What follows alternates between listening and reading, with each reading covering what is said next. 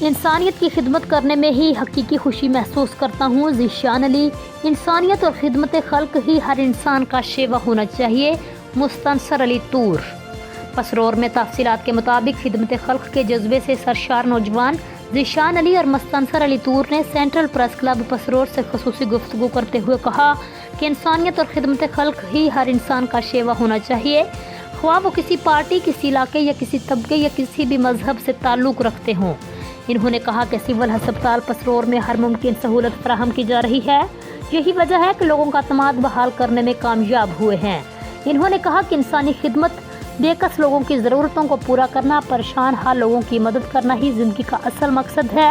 ہم روزانہ کی بنیاد پر مستحق اور غریب مریضوں کو فری ٹیسٹ کی سہولت فراہم کرتے ہیں۔